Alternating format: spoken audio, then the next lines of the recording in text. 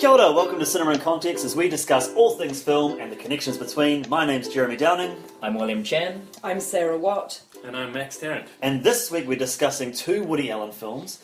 We're talking about Café Society, which came out this year, and Manhattan, which came out way back in 1979. So to start us off, Max, do you want to give us a bit of an overview of Manhattan? Manhattan came out in 1979.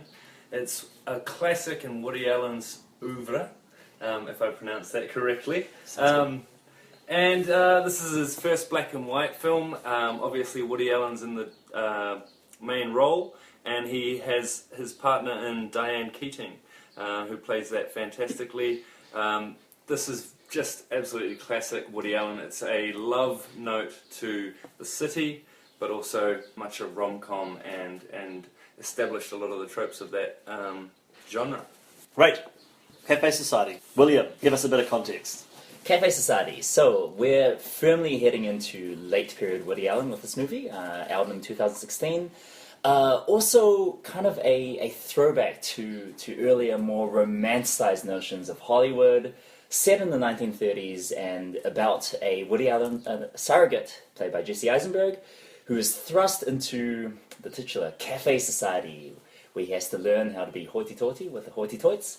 And then there's love triangles, there's twists, turns, there's family issues, all that Woody Allen stuff. All that jazz.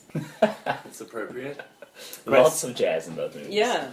I guess one of the first things that that hit me on rewatching Manhattan is that Manhattan, obviously you've got a New Yorker who's in love with New York and who is going through the romantic slings and arrows of romantic misfortune, if you will, in a New York context. And interestingly, Café Society takes this New Yorker, as you say, William, his cipher being Jesse Eisenberg this time, and takes the bloke out of New York and removes him to Hollywoodland. And it's interesting to me simply because Manhattan, as you say, Max, is a love note to New York, but Café Society, you've got this protagonist who's effectively saying, I can't be doing with New York any longer, I can't be doing with the suffocating family environment, I want to go to the golden lights of Los Angeles, to Hollywood, and I'm going to see if I can make it there as a writer, as a filmmaker, or whatever it might be. And so effectively, for me, Café Society, for whatever its good or bad, and we'll talk about that shortly, I really loved the fact that he had daubed the whole film in this beautiful golden light and did make it almost a love letter to old-time Hollywood, which I thought was an interesting, switch from one coast to the other in terms of Woody Allen, who's probably one of the most famously, recognizably New York-loving filmmakers of our time, you know what I'm saying? Mm-hmm. Very classic Jewish New Yorker, yeah. It's interesting though, he has been doing this tour of the world for the last wee while and really writing love letters to these different cities. I mean, Paris, I Love You literally is the title. So it's interesting because I agree, he is the New York, he's the New Yorker, he always, you know exactly who you're with Woody Allen, but Paris, I Love You. There was Midnight in Paris. Midnight in Paris. What am I thinking of? Oh, Midnight in Paris. Paris, I Love You is a different. Is the anthology? Oh, of course it is. Yes. Okay, well then scratch that last comment. But Midnight in Paris is what I'm talking about. There's the Venice set musical. Everybody Says I Love You. Is that Venice? If I remember rightly. Viva Vicky Barcelona. Yeah, that's of course. One of my favourites. Yeah. So, good point. So he's kind of left New York in later life. I can't remember now where Blue Jasmine was set. I suspect that's back in New York. San Francisco, right? Oh, alrighty. So finding things out. He is moving around. He is moving When's he going around. to do New Zealand? I doubt it. It is the opposite of what he kind of stands for. I feel like. Can you imagine? Yeah, no. Can you imagine? He's not really a kind of environment, kind of go out into nature kind of guy, is he? Yeah. He likes the culture and the cities. Could he do a film about Wellington? I don't know. But also Café Society. The sequel, set in Wellington. But also, New Zealanders are the antithesis. They talk the antithesis of how New Yorkers talk. Yeah. It would be hilarious. Instead of having all these kind of overzealous New Yorkers all kind of having their say about everything, you just have a whole lot of, if you'll forgive me, flat-voweled kind of like, oh, no, it's all right. Although the downplayed humour could be a bonding point there, I guess. But But I think wrapped up in your own neurosis is not something that it's not a typical No. Keep No. quality. Keep quality. Yeah. But get over yourself, mate. Yeah, harden up. Harden up, bro. Can you imagine? Him and Peter Jackson having a conversation, maybe, eh? Yeah. Oh, Peter, 48 frames per second. That's so many. Yes, so anyway. We got completely Should we- sidetracked, Yeah. didn't we? That was good. Should we do some general feelings about one Yeah, of the films? Yeah. Should we start with Café Society? Why not? Yeah. go for it. My feeling was that it was good by the end. No, good's By the too end? strong a word. Good's too strong a word as well. I liked it. I don't think it's a good movie particularly, but I enjoyed it, and it is classic Woody Allen, so you know what you're getting. It's just a bit You definitely awkward. know what you're getting. That's, Yes, that's it. yes. It's just a bit awkward. There's something a bit awkward about it. Kristen Stewart's, Kristen Stewart Yeah. is a bit awkward. Like chosen for that reason. I really want to talk about her. Yeah. But there's a kind of awkward relationship with reality. I felt like I'm not sure how close to this film I'm supposed to be. Am I supposed to be really in there with these characters, or is it more of a fantasy? And that kind of didn't get established for me, so I was always kind of jolted in and out. And the times I felt most comfortable was probably near the end, where we finally do have some resolution of the relationship. I don't want to spoil it.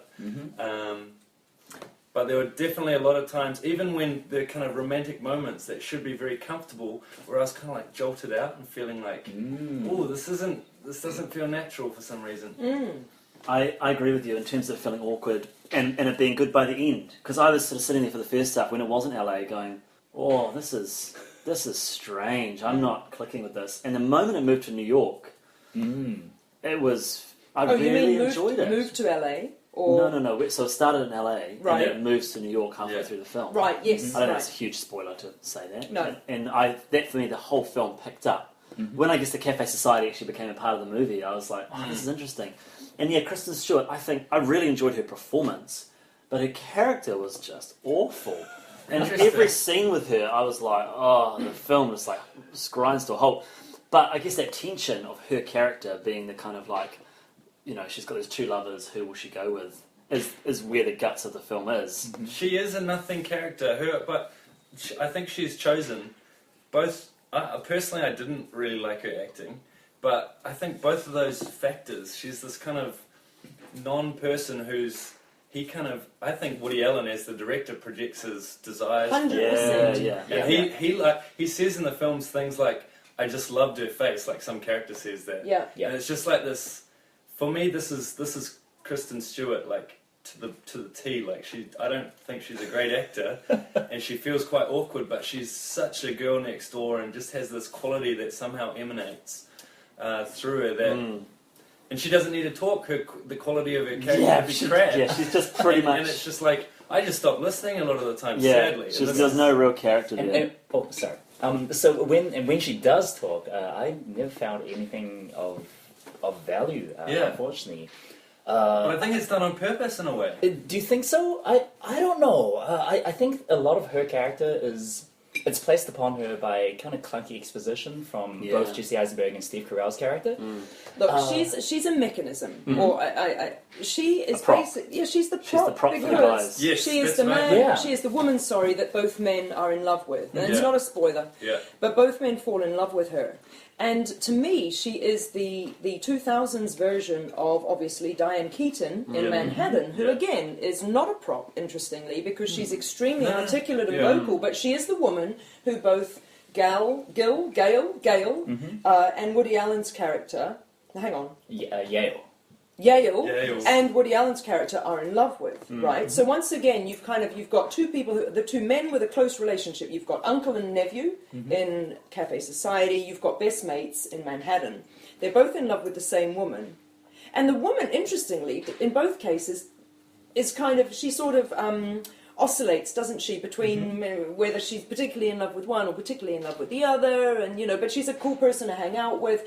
Very similar relationships as well that start with Jesse Eisenberg and Kristen Stewart hanging out together in that really lovely platonic precursor to a romance. similar with Diane Keaton and Woody Allen's character in Manhattan. But interestingly, as you guys have pointed out, Kristen Stewart is not this witty, articulate woman who says, but I'm beautiful and I'm smart and I deserve better than this or whatever. She's just a very lovely girl next door. Cypher again, isn't she? And there's a moment in there where, quite late in the film, where it's very clear that she's meant to be telling a story that is Jesse Eisenberg, the Woody Allen surrogate, remembering how amazingly beautiful she is. And the story is so boring, though. This is my example to back up my point that she's not meant to talk interestingly, and it's just purely her face that you're watching, and it's just this horrible story. And it's like that it must be intentional, I think. Which moment are you talking about?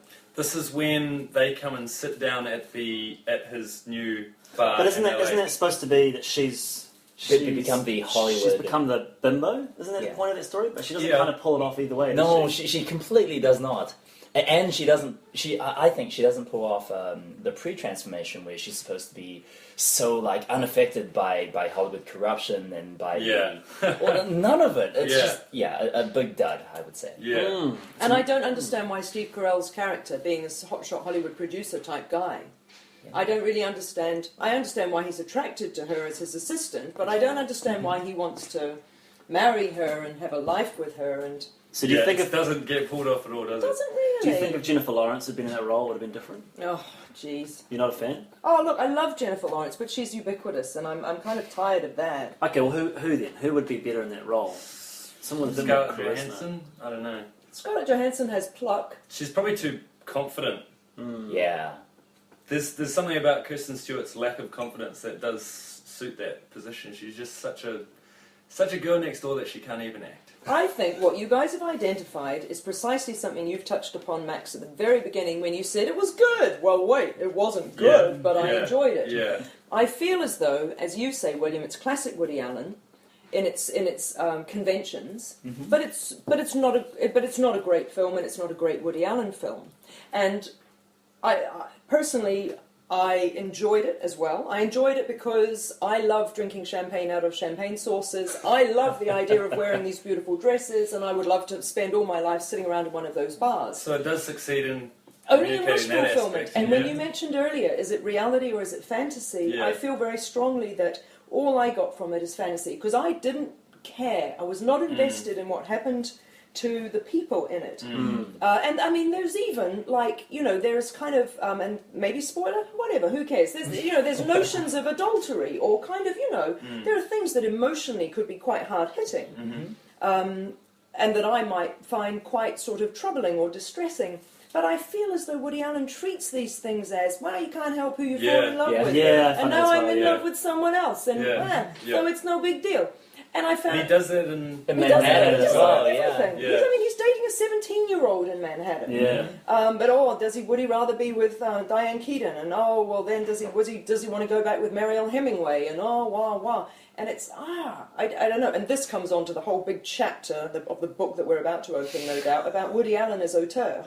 And Woody Allen is the writer of these fantasies. And the fact that he is now a 70-something, 80-something-year-old man, married to his considerably younger stepdaughter, and who I think definitely imbues most of his films throughout his career in some kind of wish-fulfillment-y way. And he's probably not looking for a Diane Keaton anymore in his life. He's looking more for a Kristen Stewart kind of. Do you know what I mean? Proxy. See, for me, just interestingly about what you were saying before with the parallel between Kristen Stewart as Diane Keaton. And you're right, when you said all those things, I was totally on your page. But what I thought originally was that the parallel was Tracy, the young girl in Manhattan. As being the parallel with Kristen Stewart. She's this object of desire. True. She's not object of desire, object of kind of just pure natural beauty and innocence in a way. Yeah, it's interesting though, isn't it? Because the relationship statuses are different. Because if he's 42 and she's 17 in that first film, and to be fair to Woody Allen, back in 1979, he makes no bones about the fact that he's uncomfortable with the relationship. He's writing it as I'm old enough to be your father, or actually I'm older than your father, and this is awkward, and you've got your whole life ahead of you. And he's very, very avuncular and kind of, he's raising her, isn't he? He's kind of like helping her towards maturity. I guess the difference in Café Society is that Jesse Eisenberg is effectively an equal, age-wise, isn't he? And in terms of his immaturity and his "I've just come to town" and And so that's do you think different. he has to do that in some ways? Like, because he could have put himself in the film and just been the 73-year-old with a young Or be girl. the Steve Carell character, I suppose, who is older. Who, by the way, is fantastic. Yeah, he's good. Oh, he really is good. great. Good. I read that role was originally written for Bruce Willis, which was really fascinating. Wow. Yeah.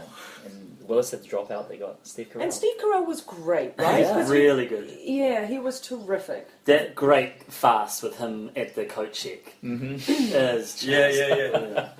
And I love Parker Posey.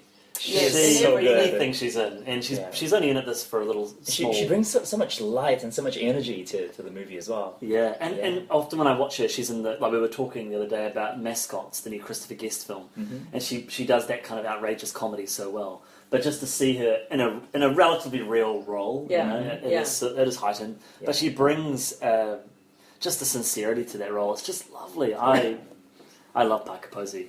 But really good performances there. Jesse Eisenberg, I have a real issue with Woody Allen impersonations, and Woody Allen seems to do that in his films, I guess, because doesn't want to act in them anymore. He's got Just too his old. voice, yeah. And Interesting that he still had his voiceover. yeah, right? I thought it was terrible. Interesting though, eh? He's And like, He's oh, Danny no. DeVito. I was like, Yeah. He sounded so old. Yeah, I I'm think so this bored. This is the first Woody Yeah. Allen film where it's like, oh right, he just turned 80. Yeah. He kind of just tells the story like this, Yeah. and that's what happened. But it's kind of like he won't let it go. Yeah. You know, it's and Wasn't that with the film as well? It's Well, like, I'm totally. still making the That's same right. old stuff, mate. That's exactly right. I'm not giving up until. But I tell you what, I thought about that because he produces effectively a film a year. I mean, some years he produces 2 a year, and So then prolific.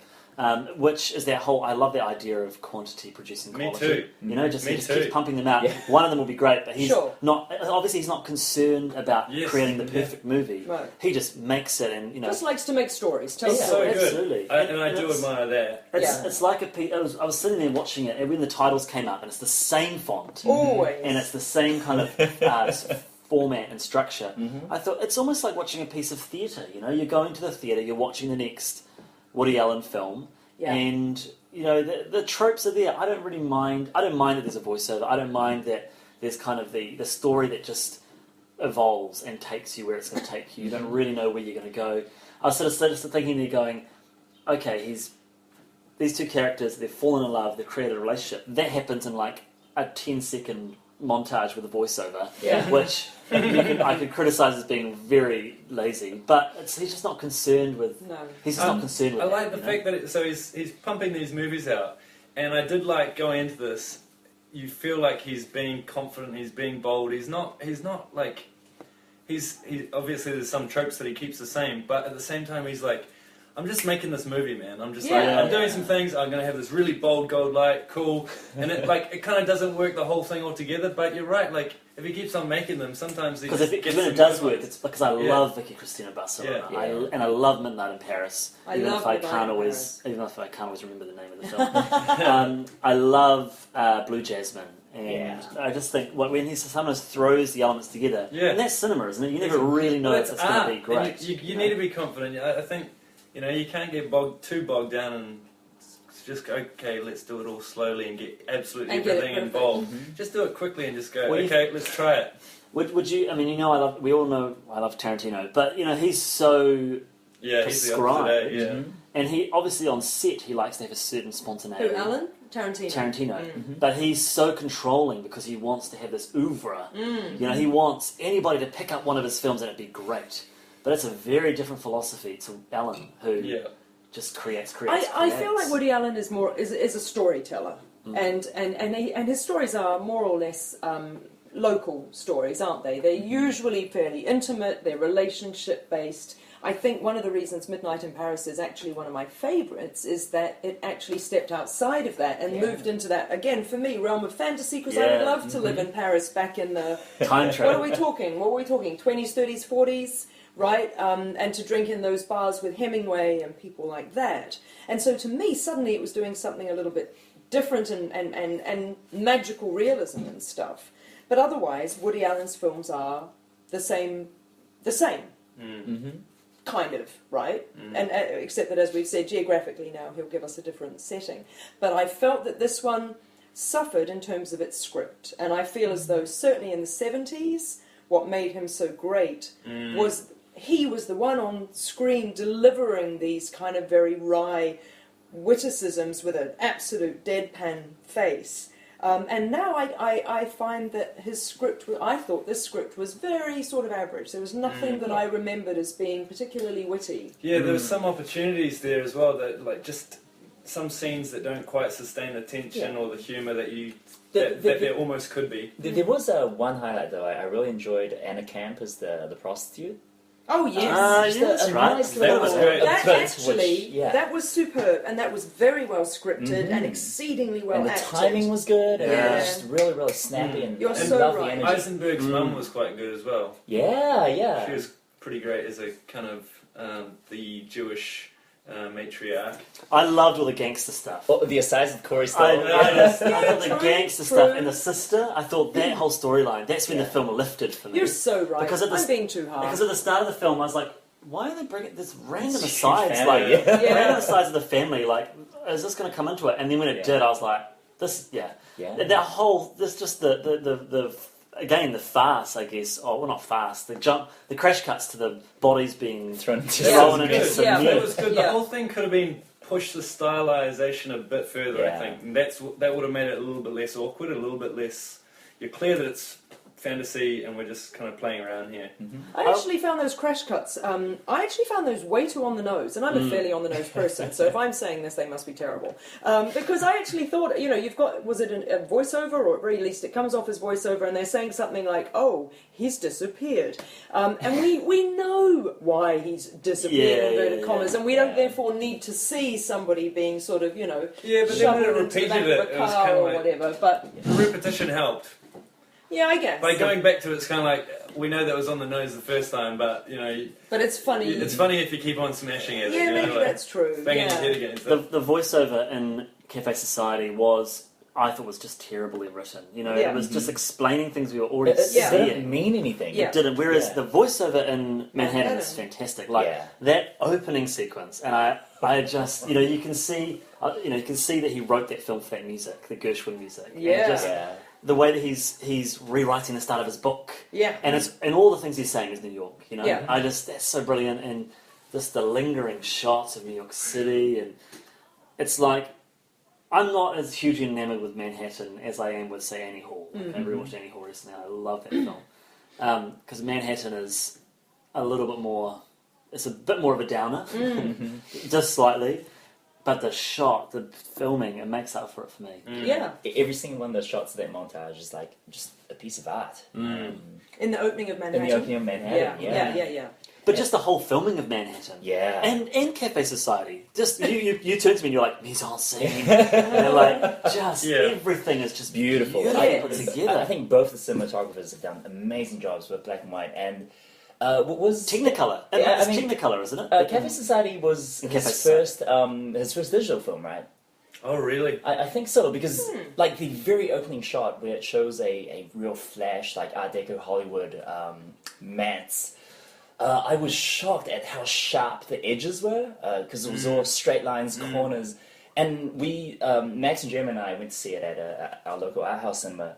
But it felt like watching an IMAX footage. But are you and sure it's IMAX not stock? Because he says it because to tell you what I thought when The I first colours and the when I edges. first opened it, I thought, I wonder if this has been processed in Technicolor. 'Cause Oh, it's that kind of yeah. like slightly kind of turquoise tinge. And then he says in the opening, the old style filming, like the old style world filmed in Technicolor. He says that, so you could be right. Yeah. But I would be interested to know if they processed parts of the film in Technicolor. Right. Because the colours look amazing. Yes. And every shot was so clean. Everything looked so... I mean, it wasn't unnatural, but it was very, very obviously, like, staged in a way that was very, very flashy and showy. It was almost like Kubrick meets Baz Luhrmann. Nice. Yeah. Yes. Nice yes. analogy. Yes. Probably too much going on in the mise en scène to be Yeah. Kubrick, but yeah. There's a shot where Eisenberg is in the phone booth, and out of focus on the, I think, left side of the screen, there's a tall towel with a globe, And it was just like, well, this is right. basically film school theory. Like, okay, we'll place the character here, and the foreground, background. And that was saying it was like center of the world. Yeah. See, I love all of talking about the world and planets. I loved the whole planetarium or whatever it was. Backlit. Yeah, just the silhouettes in Manhattan. That was Manhattan. And often it's just stark blackness. Yes. Yeah. Love that. There was an enormous intimacy, wasn't there? Yeah. They stood so close to... Everybody stood so close to each other in Manhattan. And then they're talking, and he's so concerned they want to kiss each other. And then he says later on, she goes, "Did you want to kiss?" No, yes. We all know as an audience, we all know that they wanted to kiss each other. You know? Yeah. He does. I think maybe that's he kind of clutters people together on screen quite a lot. A lot of the time, it's Woody Allen, mostly tracking shots, following people around in the house, like quite over top of them. And then I think maybe contrast that to the big images of New York, really open and Yeah. And it's funny, like watching Manhattan. A lot of the big images of New York. Did you guys find it kind of lopsided or asynchronous? So the characters were often on one side of the frame, just because it was also super widescreen, and so your attention was always diverted to either the left or the right, and almost hardly ever at the center. Yes. There's a fabulous scene in Manhattan where, I don't even remember the characters' names, it's terrible. Woody Allen and Mariel Hemingway are in the art gallery. And they turn, and they're in left of shot, and then there's an expansive wall and a door frame, and we can't see who's through the door, and they're like, "Oh, hey, we were just talking about you," and it takes a while for Yale to then walk into shot. It's fabulous. It's great. The same thing happens when he's having a conversation with Diane Keaton. I think it's just before their first kiss, and there's just a shot of the kitchen or something, and they both go off frame, and there's just the kitchen, they're just lingers in the kitchen. You can hear the conversation. Diane Keaton comes back in, same sort of thing. Yes, there are loads, aren't there? There are loads of quite long takes. And it just, and also when they're walking down the street together, particularly in all of Diane Keaton's little rants about things, and they're walking down the street, and it's all single takes. Well, absolutely, well scripted, well acted, incredibly natural, and totally engaging. And that's, I think, comes back to what whomever said about it being like a play. A lot of what he creates, because I suppose also because it's about relationships and talking, and very talky because he's Woody Allen. It isn't about the action, right? And so therefore it's tantamount to an old coward play, and I bet that's what he has always loved and wants to emulate. So so the elephant in the room for me, the 17-year-old elephant in the room. Right. So all through Manhattan, 1979, he's saying, "But I'm 42, she's 17, I'm old enough to be her father." And then, I don't know, was it within 20 years that he actually has established a relationship with his adopted... Well, actually, it's not his adopted daughter, it's Mia Farrow's adopted daughter, never ever been Woody Allen's, but nonetheless, who was 16 or something, maybe, when their relationship began.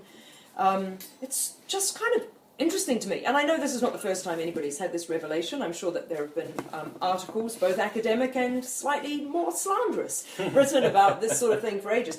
But I find it difficult, and I've got to be honest, in the current climate of October 2016, it is even more difficult lately to watch films that have a discomfort to them in terms of the treatment of women, perhaps, or perhaps what we might consider to be a less than feminist kind of view or aspect or whatever.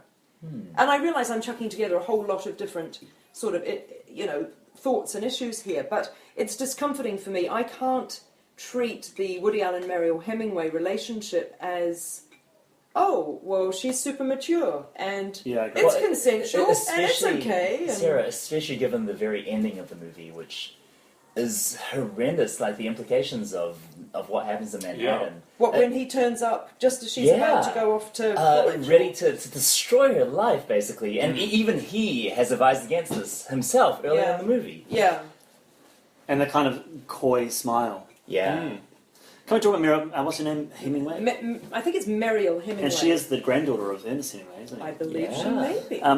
In comparison to, I guess we were criticising Kristen Stewart's acting, she got nominated for Academy Award for Manhattan. She did? Did she? She's the only one. She held her own, man. And to be honest, before I started watching the film last night, I said, what's the one thing I remember? The only thing I remembered from Manhattan was black and white, I remember Meryl Streep's hair. Oh, Meryl Streep is amazing. And I remember the breakup scene in Manhattan. I remember that, and I was trying to think, what is it? And I just had this vivid memory. I mean, I must have watched Manhattan about 10 years ago. This vivid memory of, what's it, Hemingway? What's her first name? Muriel. Crying. I just really remember that, and it's just heartbreaking. I think she does a fantastic job.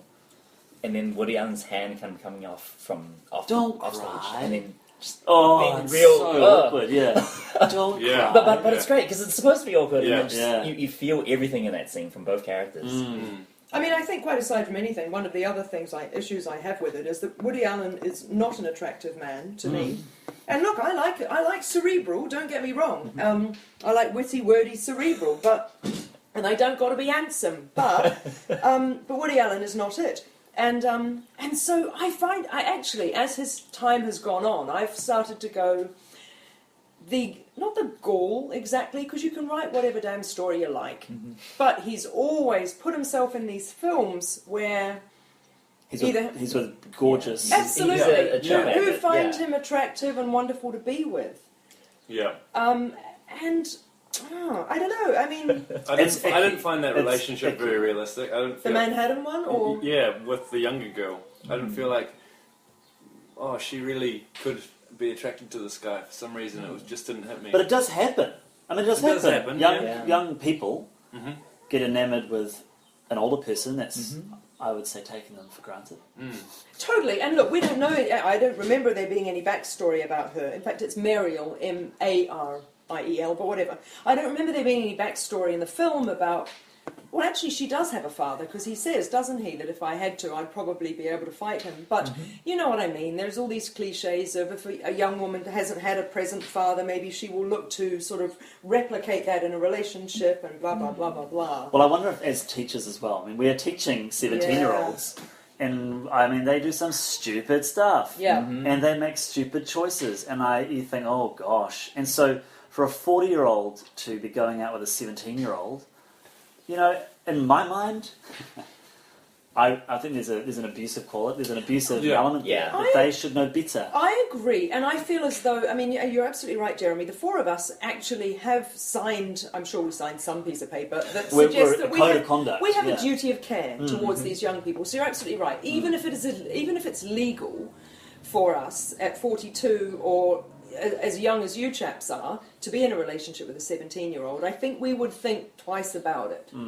And to be fair, the Woody Allen character does think twice about it, but he goes ahead with it anyway. He basically justifies in that film what he does later on with his 16-year-old girlfriend. And I think that there's an interesting relationship with reality, because he's apparently his character, this Woody Allen character that he's developed over so many years, is not very much like him.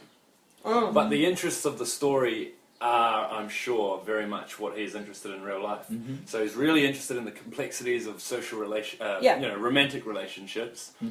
And he shows us in that film that he gets bored of all that, or gets tired of all those tricky adult relationships. And he just wants the innocence of something young and beautiful. He shows us that, and then he goes and does it in real life. He even says it though as well. He says in that scene where that's the epiphany of the film. So he's saying about how he's so sick of all of these adults with neurotic kind of obsessions, when really it's just blocking us from asking the big scarier questions in life.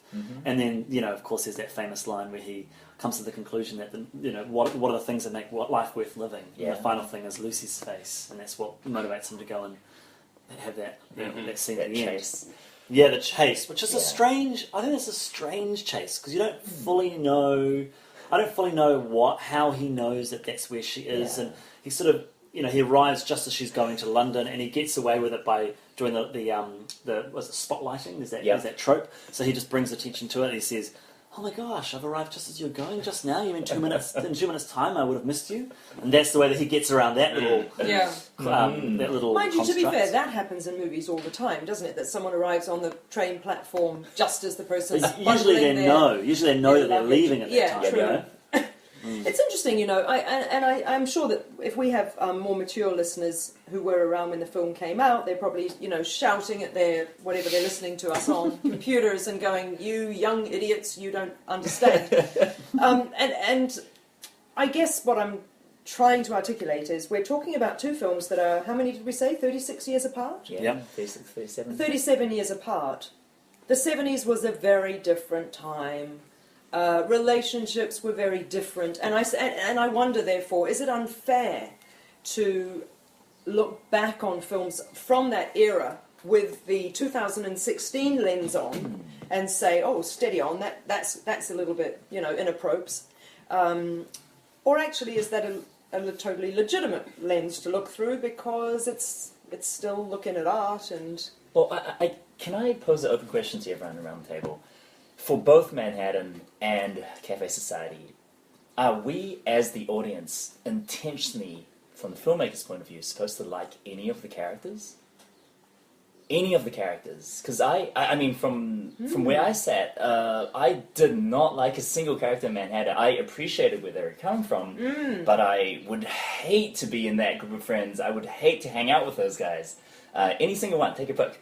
And then even in Café Society, I mean, of course one of the big points of the movie is the facile nature of being the big shot in Hollywood or being even a big shot in New York and how they long for a simpler time. But even that seems facile, and even that seems very pretentious.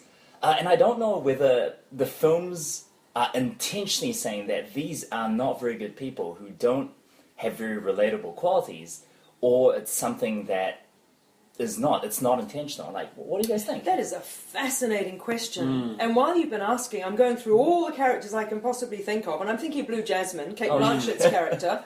She's not likeable. I can't understand why everybody loved her. Oh, see, but that's for me, that's why I love Blue Jasmine, because she is such a villain. Well, this is the thing. She's an absolute villain, and I love when they... It makes the movie. But then you've got Sally Hawkins' character. She's lovely in that film. She's in that abusive relationship, but she's very... I connect with her quite a lot. My vote, to your question, William, is that actually I don't think Woody Allen is encouraging us at all to make judgment on these people. I suspect that he's saying we're all flawed, so let me just show you flawed human beings who are struggling with human existence, because he will know that inherently. Yeah, that's my vote. That's the influence of kind of more art housey 60s period, right? It's just like I'm putting it on display, and it does have little elements of kind of cinema verite. Just putting it on display here. I'm not making any judgments. This is just what how goes people on in are. life. But, Yeah. I mean, I would respond to that. I quite like Mariel. I think she's a nice young woman who's, Mariel. What, I can't even figure out. Yeah, Mariel, sure. Tracy? No, Lucy. Lucy. The young girl. Yes. Yeah, is it Lucy or Tracy? Oh gosh, It's maybe Tracy. Man, Tracy. It's definitely weird. Tracy. Names has been a massive thing in this podcast. Yeah. It's just actors' names. I mean, She's Gail's, Tracy, the character. Yale. Yale's wife, small character. Oh, yeah. Well, who she's else? nice, but only in a sympathetic way, Yeah, that's because true. I feel I was going to horrible say, for same her. with Tracy. She's like a super nice person. Well, I mean, we don't know that well, but she seems super nice. She and does. I feel sorry for her. The fact that she's in a relationship that, by her husband's own admission, is really solid and really good, Yeah. and that actually he's trying to have it off with Diane Flimsy Keaton, Yeah, who that's actually true. is a great. I guess, role, but- there are some characters there that could be likable. Like I love Annie Hall and Annie Hall, but yeah. what I will say is I think there's incredible. I don't know if it's intentional, but I think there's a self-loathing in a lot of Woody Allen's work. Yeah. And I think that's fully comes from Especially his in own the, issues. The opening narration of Manhattan, holy moly! It's inviting the audience to laugh at his his nebbishness, his neuroticism, His nebbishness. Yeah. What a great word. I also found the Diane Keaton character to be. It just reminded me of all the examples of the whole manic-pixie-dream-girl trope, except in the more literary sense, I guess. And in a more mature way. Yes. Because what she says is smart. Mind you, do manic-pixie-dream-girls say clever, smart things? I guess they do, don't they? They're insightful, aren't they? Zoe Deschanel in 500 Days of Summer, isn't it? Yeah. Like the whole relationship reminded me of a lot of Scott Pilgrim with. Have you guys seen that? Yeah. Yeah. And so Same thing, at the beginning of the movie, Scott is dating a underage high schooler. And he starts getting into a relationship. And I don't know if this is a reference to Manhattan. That would be really cool if it was. With a much more mature manic-pixie-dream-girl. And kind of re-evaluates his life, except albeit in a much different way.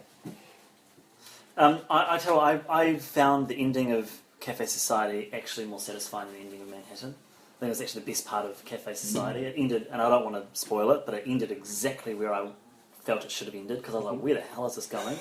I love the way they ended that. Manhattan was fine, but it definitely felt like he didn't know how to end that film, and they just ended it. So that would be my one thing I'd say Café Society has over Manhattan. I agree with that. The moment the music starts swelling, and you know it's the end of Manhattan. In Manhattan, Yeah. you know it's the final strands of Rhapsody in Blue, and it's like, oh, they're gonna end the movie. And Yeah. directed and written by Woody Allen. I'm like, all right. Yeah, but you know what I wonder? Manhattan, in the title and in the opening voiceover, this is a love letter to a city. This is not about girls. And I wonder, therefore, and Manhattan lives forever, right? And your love of Manhattan, I mean, God willing, there will be a Manhattan forever. And your love of Manhattan lives forever. This is what I think that he's saying. And women will come and go. And so in a way, the fact that the relationships all end a bit funny and then the film ends a bit funny, I wonder if it's neither here nor there, because the setting is the love affair and the setting endures, if you know what I mean. I think that's what he intended to make, and I was reading the trivia saying that he can't believe he got away with that film, and it's his least favourite work he's done. Really? He hates his acting. He wanted the studio to shelve it if they promised that he'd pump out another film in a year. And so, he, like I was saying earlier, he was motivated to make that film because of the music. He was listening to the records and he thought, man, black and white shots of the city. To this. Yeah. And so, before music videos, right? Pretty much. Pretty much. I mean, MTV would have been bubbling around that time. Yeah. But, I mean, that's what he did. And so, yes, you're right. That is what the film is, for better or for worse. And I mean, I think it's much better than just that. But I think that's the reason why the ending is so short, and that's probably is the justification. And it doesn't matter if he winds up with the girl or not with the girl, because it's not kind of what it's about. It was just a mechanism. That's really satisfying for me. Yeah. Because I was going to ask you guys about that. I was kind of like, okay, so I understand these characters.